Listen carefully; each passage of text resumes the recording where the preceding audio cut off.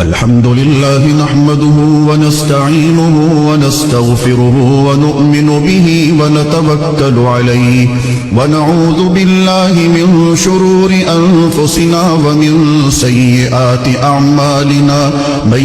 يهده الله فلا مضل له ومن يضلله فلا هادي له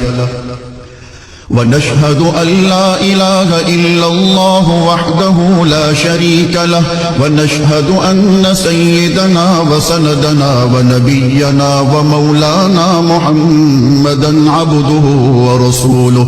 أرسله بالحق بشيرا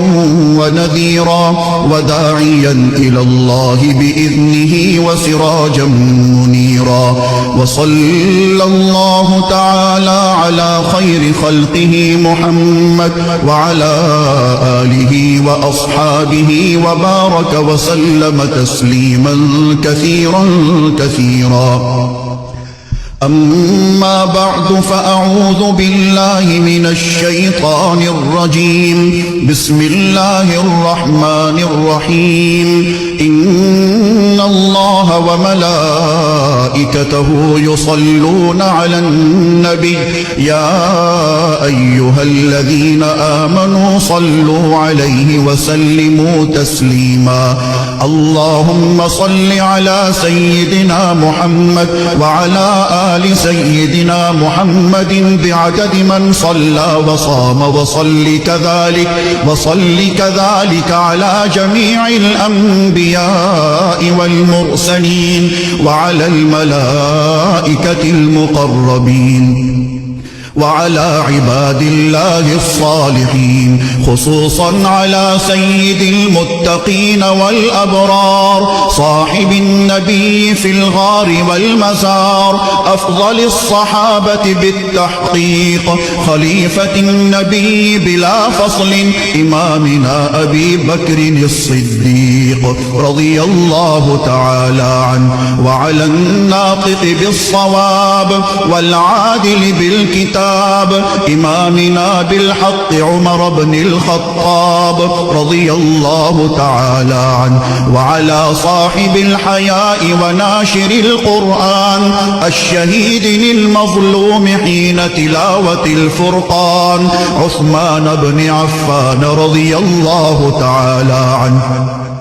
وعلى صاحب السيف والقضاء وناشر العلم والهدى أسد الله الغالب إمامنا علي بن أبي طالب رضي الله تعالى عنه وعلى السيدين السندين السعيدين الشهيدين أبي محمد الحسن وأبي عبد الله الحسين رضي الله تعالى عنهما وعلى سيدات الطاهرات بنات النبي المصطفى وأهل بيته المطهرة رضي الله تعالى عنهن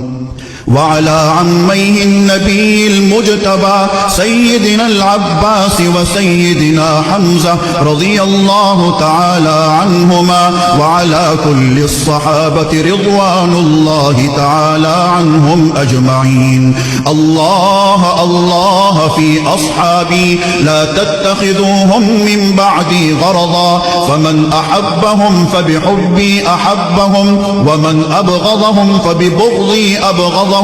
وخير أمتي قرني ثم الذين يلونهم ثم الذين يلونهم تعادلوا عباد الله رحمكم الله إن الله يأمر بالعدل والإحسان وإيتاء ذي القربى وينهى عن الفحشاء والمنكر والبغي يعظكم لعلكم تذكرون اذكروا الله العلي العظيم الكريم يذكركم وادعوه يستجب لكم ولذكر الله تعالى أعلى وأولى وأعز وأجل وأتم وأهم وأعظم وأكبر والله يعلم ما تصنعون